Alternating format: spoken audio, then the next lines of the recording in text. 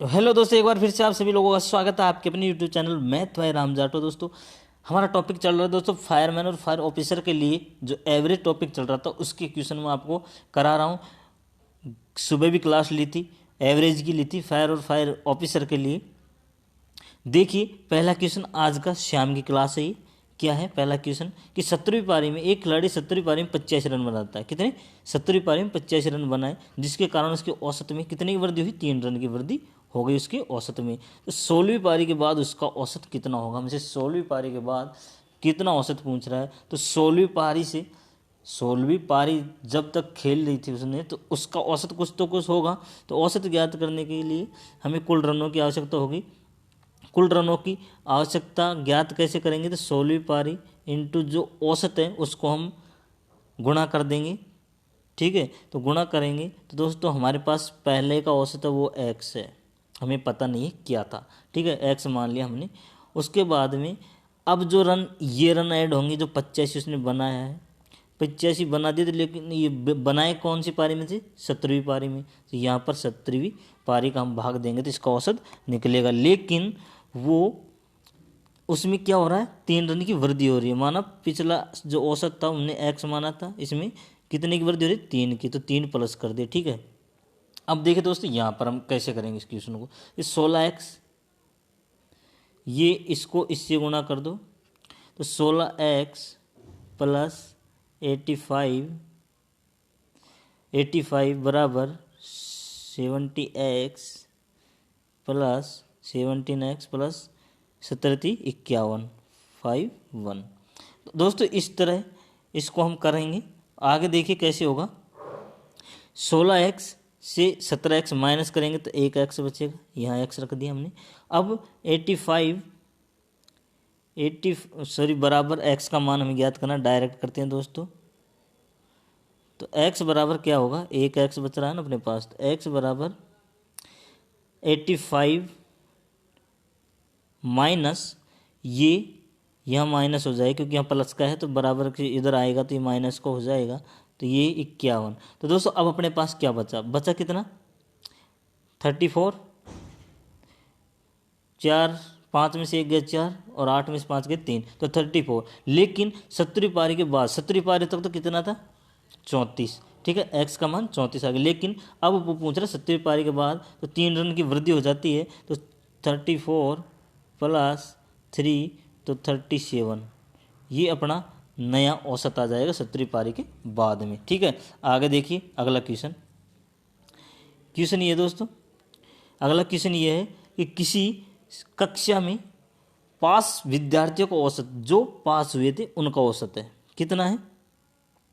ये पास और ये फेल। ठीक है, पास कितने थे? 135 अंक पर। फेल कितने थे? 90। यदि परीक्षा का पूरी कक्षा का औसत अंक कितना है? 110। दोस्तों एक ये नया तरीका है, मैं आपको पहली बार बता रहा हूँ। अनुपात ज्ञात करना हमें, पास और फेल विद्यार्थियों का अनुपात क्या होगा। अनुपात करने का दोस्तों, अगर ऐसे क्वेश्चन देगा जैसे कि 10 किलो गेहूँ 25 रुपये किलो है और 5 किलो गेहूँ 20 रुपये किलो है, तो इन दोनों को मिलाकर कितने में बेचे? 22 में बेचेगा। ठीक है, एक संख्या इससे कम देगा। ठीक है, एक संख्या बीच वाले से ज़्यादा देगा और एक संख्या इससे छोटी देगा। तो यहाँ पर हमें दे रखी है कि एक 135 है और एक 110 से छोटी है। तो जब हमें बीच वाली को बीच में रख लेते हैं, इनका अंतर निकालेंगे। अंतर क्या आएगा? अगर 135 में से 110 गए तो ये 25, और इसमें से 90 में से 110 में से 90 जाएंगे तो ये बचेगा 20। ठीक है, देखिए दोस्तों अपने पास अब क्या बचा है? 20 बचे हैं और ये बचे हैं 25।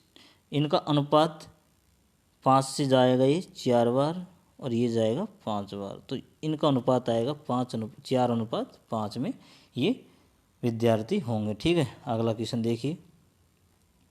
अगला क्वेश्चन ये है कि 5 संख्याओं का औसत 20 है। क्या है? 5 संख्याओं का औसत 20 है। यदि प्रत्येक संख्या को 10 से गुणा कर दिया जाए तो उसका नया औसत क्या होगा, उनका औसत क्या होगा। दोस्तों अगर किसी संख्या में अगर ये 5 संख्याओं में 10 से गुणा हो रहा है तो इसका जो संख्या भी बढ़ेगी, 10 गुना होगी, ठीक है। संख्याओं का योग भी 10 गुना बढ़ेगा। तो अगर योग 10 गुना बढ़ेगा तो दोस्तों औसत भी 10 गुना बढ़ेगा ना। तो डायरेक्ट इसको 20 10 से गुणा कर दो, 20 को इसकी औसत को ही, तो यहाँ आ जाएगा 200।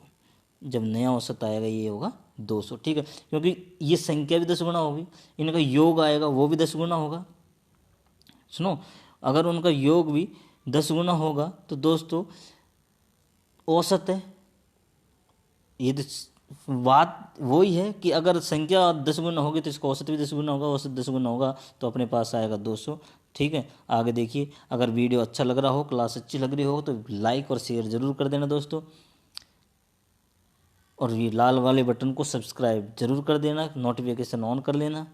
किसी छात्रावास में 30 छात्र है, किसी छात्रावास में 30 छात्र हैं, 10 छात्र और आ जाने से कुल खर्च वो 60 रुपये बढ़ जाता है। कितना बढ़ जाता है? 60 रुपये।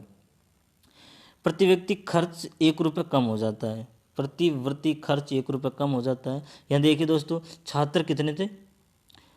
छात्र थे 30। तो इनका औसत हमें दिया नहीं है, लेकिन इनका औसत क्या होगा? अगर 30 है तो इनकी संख्या को x से गुना कर दो, ये संख्याओं का योग आएगा वो अपने पास आ जाएगा।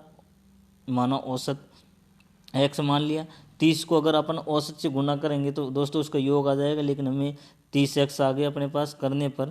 तो 30x बराबर 30x, अब दे रखा 60 रुपये और बढ़ जाते हैं, तो 60 रुपये बढ़ गए तो हमने 60 रुपये ऐड कर दिए इसमें, क्योंकि ये भी रुपए में आएगा, लेकिन हमें दे नहीं रखा है तो हम x मान लिया कि 30x हो गई। अब इसमें 60 रुपये बढ़ गया तो हमने 60 रुपये ऐड कर दिए, लेकिन प्रति व्यक्ति खर्च होने पर 1% क्या हो जाते हैं? कम हो जाते हैं। अब व्यक्ति कितने हो गए? व्यक्ति पहले 30 थे, अब 40 हो गए, तो 40 अब कितने हो गए? खर्च था वो औसत था, उसमें 1 रुपये कम हो जाता है। तो x औसत अपने माना ही था, ये x रहा, उसमें 1 कम हो जाता है। तो हम देखिए दोस्तों इसको कैसे करेंगे। अगर इसको हल करते हैं तो ये क्या बचेगा? 40x और ये 40 से कम 40, क्योंकि इसको इससे गुणा करो और इसको 40 1 से भी गुणा करो 40 को, तो ये जाएंगे, लेकिन बराबर 30x प्लस 60। अगर दोस्तों हम 40x में 30x माइनस करेंगे तो 10x बचेगा, ठीक है। 10x बराबर, अब ये संख्या इधर आ जाएगी तो ये पहले 60 आएगा, अब ये माइनस में है, यहाँ पर ये माइनस में है तो ये प्लस में आ जाएगी। तो अब क्या हो गया अपने पास? ये हो गई 100। तो 10x बराबर 100 है, तो x की वैल्यू अपने पास में क्या आएगी दोस्तों? 100/10, तो आ गई x की वैल्यू 10।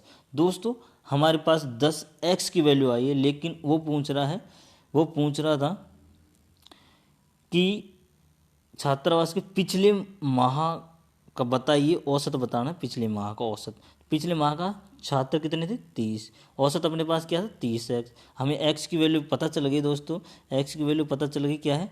10। तो 30 × 10 करेंगे तो अपने पास 300 मासिक ब्याज आएगा पिछले माह का, ठीक है। ऐसे हम इस क्वेश्चन को करेंगे। अगला देखिए दोस्तों, अगला क्वेश्चन है, एक फैक्ट्री में 250 मजदूरों की औसत दैनिक मजदूरी क्या है? 100 रुपये। अगर किसी कंपनी में 250 मजदूर काम करें, उनकी दैनिक मजदूरी क्या है औसत मजदूरी का? तो ये हो गई 100, तो ये हो जाएंगी 25,000, ठीक है, 25,000 हो गए। दूसरी फैक्ट्री में 200 मजदूर हैं, 200 मजदूर हैं, कुल ज्ञात करना दोस्तों। कुल ज्ञात करने के लिए हमें संख्याओं को, मजदूरों को औसत से गुणा कर देंगे। ये 150 है, तो ये कहते 15 दूना 30, ये आ जाएंगे 30,000। हमें पूछ रहा है अब दोनों फैक्ट्रियों के मजदूरों को मिलाकर औसत मजदूरी क्या है? दोनों फैक्ट्री के मजदूरों को मिलाओ तो क्या आएगा? ये 250 और 200 450, 450 मजदूर हो गए, लेकिन यहाँ भी इनका जोड़ करेंगे, कुल मजदूरी कितनी हो गई? 3,000 और 2500 55,000, ठीक है, 55,000 हो गई। अब हमारे पास औसत निकालना है अब दोनों का, ठीक है, तो ये आ जाएंगी कुल योग बटा कुल व्यक्तियों की संख्या, तो 1 0 से 1 0 कट गए दोस्तों। अब ये जाएगा 5 से 9 बार जाएगा, 9 पंजे 45, और ऊपर वाला 11 बार चला जाएगा, 11 पंजे 55। ठीक, अब ये हमारे पास बची क्या संख्या बची, कौन सी संख्या बच गई कि 1100 बची, 1100 बटे 9, यही बची ना अपने पास। अब हम इसमें भाग देंगे, 11 में 9 का 1 बार जाएगा, बच्चे कितने, 11 में से 9 गए तो 2, यहाँ 20 हो गए, 20 का 2 दिया तो 9 दूनी 18, इधर भी 20 हो जाएंगे, 2 यहाँ बचेगा तो 20 हो गए तो 2 दूनी 9 दूनी 18। अब अपने पास कितने बचे, पॉइंट 2 लगा दो, 2 2 आगे तक आता जाएगा, तो 122.2 इसका औसत आ जाएगा। ठीक है, तो ऐसे हम इन क्वेश्चनों को कर पाएंगे दोस्तों। लाइक और शेयर सब्सक्राइब जरूर करते रहना, बने रहना हमारे साथ में। आने अगला जो टॉपिक चलेगा वो भी बहुत इंपॉर्टेंट रहने वाला है। तो इस आज के लिए यहाँ तक ही। Okay, thank you.